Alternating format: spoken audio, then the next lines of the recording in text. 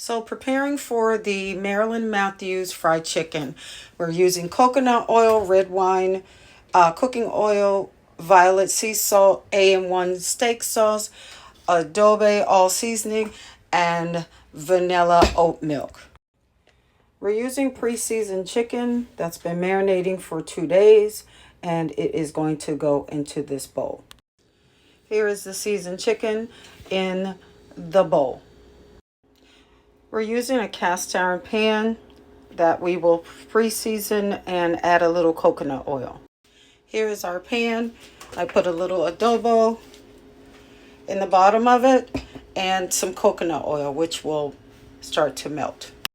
In preparation for the last step of the chicken, we're going to turn the oven to 350 so that it can start to warm up. And now we're pouring oat milk over the chicken.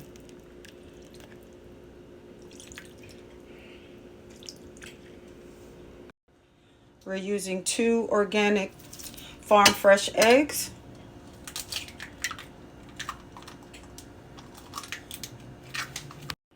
So we are using organic coconut flour.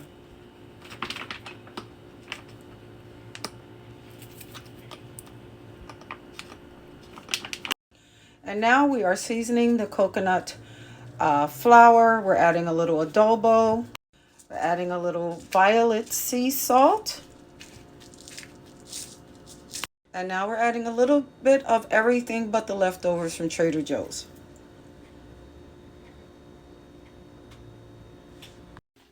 The coconut oil in our pan is pretty hot right now. We're going to roll our chicken in the egg.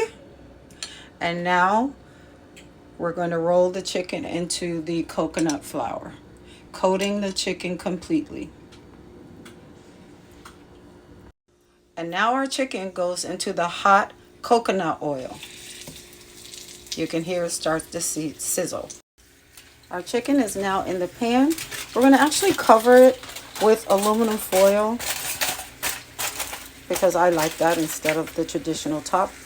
We're going to add a little bit of red wine, cooking wine.